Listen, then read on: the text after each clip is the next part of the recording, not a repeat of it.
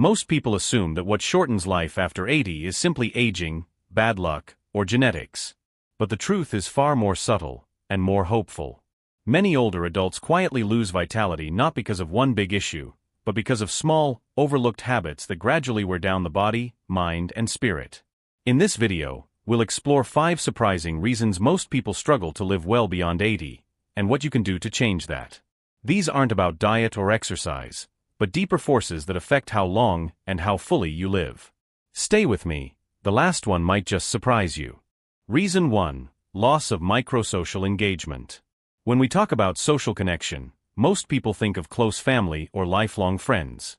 But there's another layer of connection that's just as important, and often forgotten as we age: microsocial engagement.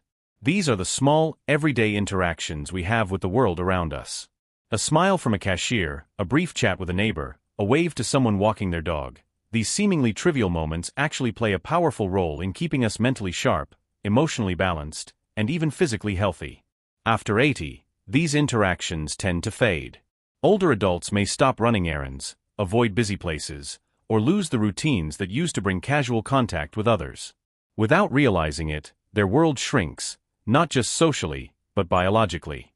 Studies show that microsocial connections stimulate the nervous system, reduce stress hormones, and reinforce a person's sense of social identity.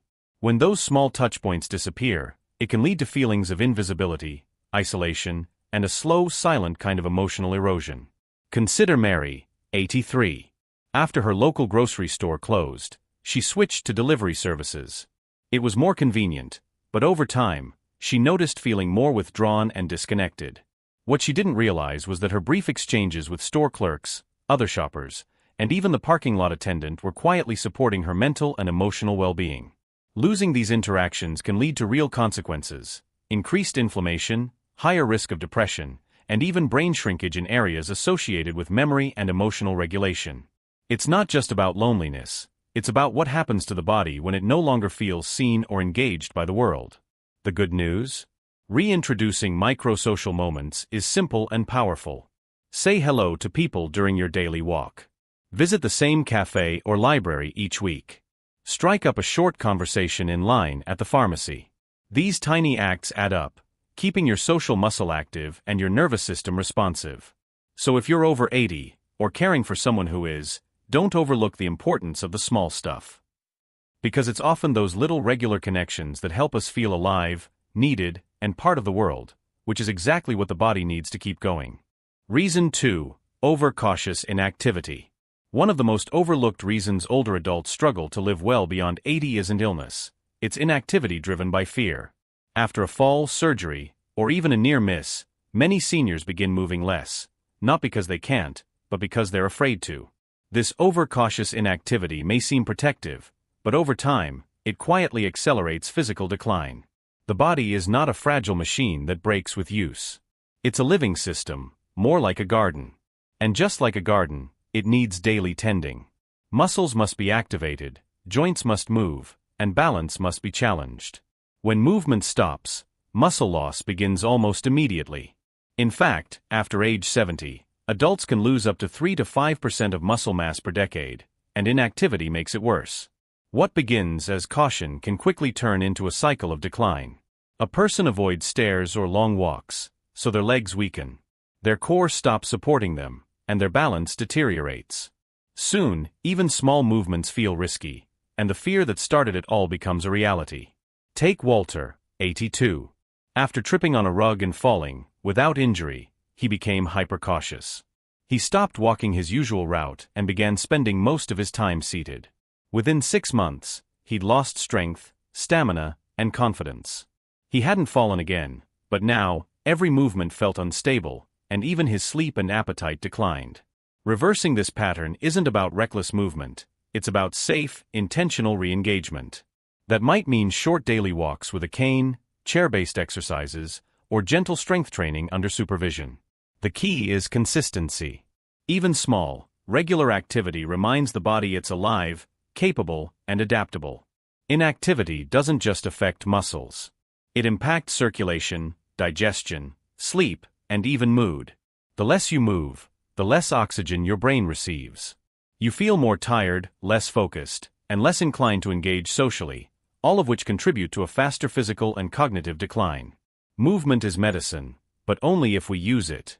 The fear of falling is real, but so is the cost of letting that fear silently weaken the body.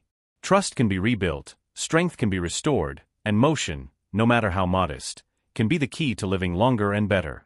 So if you've pulled back out of caution, consider this your invitation to gently re-enter life, step by step, safely, and with intention. Reason 3. Disrupted sleep cycles from irregular light exposure. One of the most surprising factors that quietly shortens life after 80 is something most people never think about: light, specifically, how and when we're exposed to it. As we age, the brain's internal clock, or circadian rhythm, becomes more sensitive to light cues. When those cues are inconsistent, too little light in the morning, too much artificial light at night, our entire system starts to drift out of sync. And the consequences can be more serious than just poor sleep. The circadian rhythm controls much more than when we feel sleepy. It regulates hormones, body temperature, digestion, immune function, and even cell repair. When it's disrupted, everything suffers, leading to daytime fatigue, weakened immunity, depressed mood, and even increased risk of cognitive decline. After 80, this sensitivity becomes even more pronounced. The brain requires strong morning light signals to know it's time to be alert and active. Without them, it remains in a foggy, low-functioning state. At the same time, too much blue light at night, from screens, TVs, or LED bulbs, tricks the brain into thinking it's still daytime, delaying melatonin production and reducing sleep quality.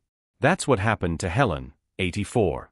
She was sleeping in later, staying up watching late-night television, and avoiding the outdoors because of weather and mobility. Over time, she felt more fatigued, less motivated, and her memory began to slip.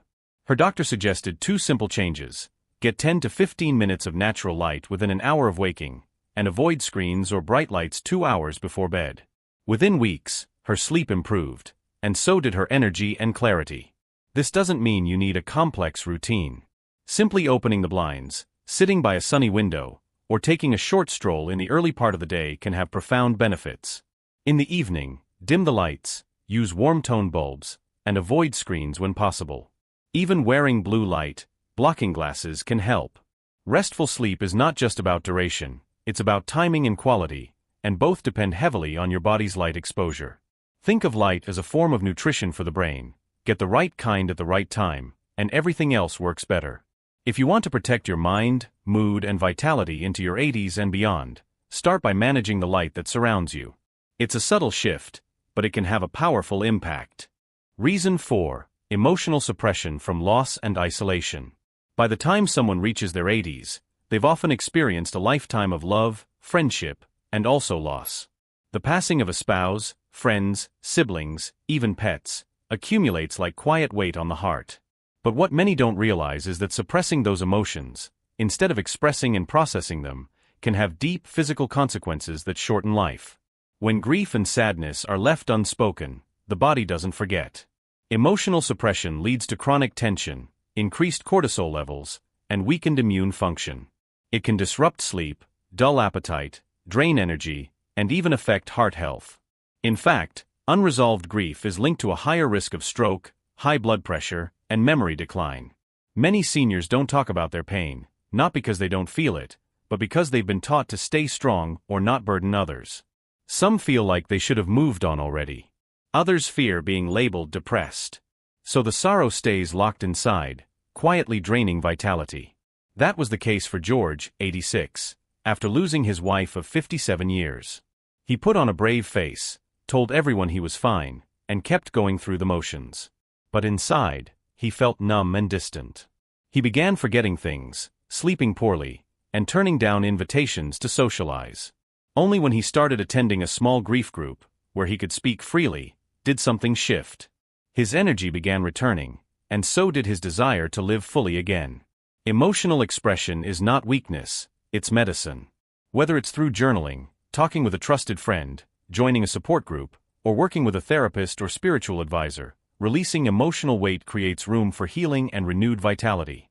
Even something as simple as writing a letter to someone you've lost, or lighting a candle and speaking their name aloud, can begin the process of release. These moments don't erase pain, but they give it a place to go, outside your body, where it no longer causes harm. Longevity isn't just about exercise and nutrition, it's also about emotional hygiene.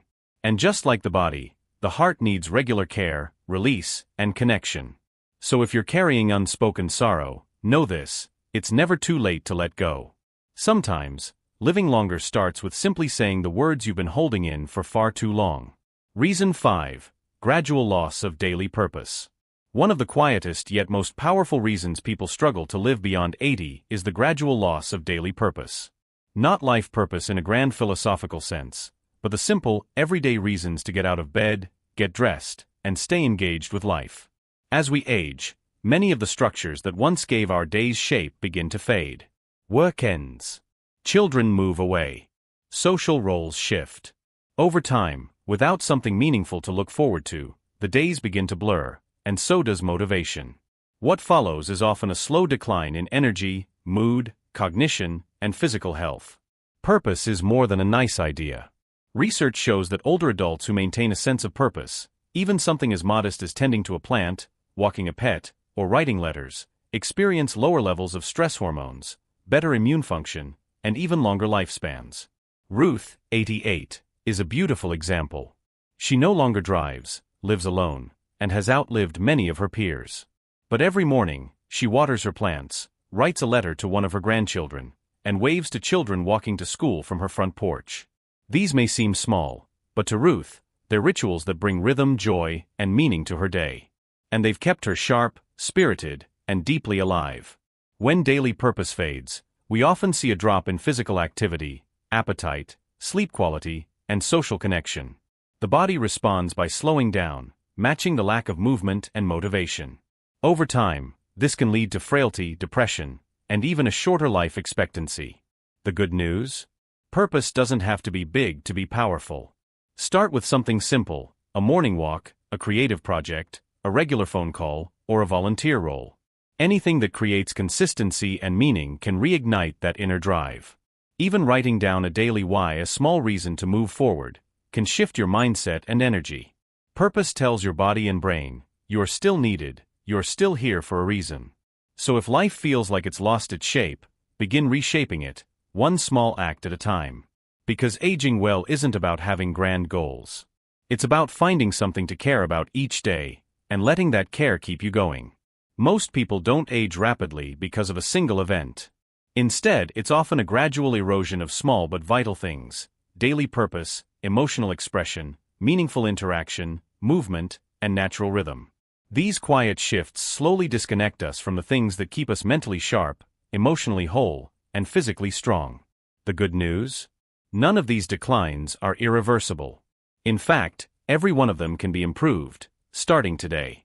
Whether it's chatting with a neighbor, stretching gently, stepping into the morning sun, or writing down something you care about, small actions build powerful momentum.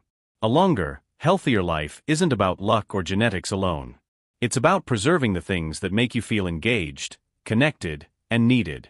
Your energy doesn't fade overnight. It fades when your world gets too quiet, too still, too disconnected. So here's your challenge. Pick one of these 5 reasons that resonated with you the most, and take one small step to shift it. If this video opened your eyes, please like, subscribe, and share it with someone you care about. And in the comments, let us know, what's one change you're ready to make for a better tomorrow? You're not done yet. Life still wants more from you.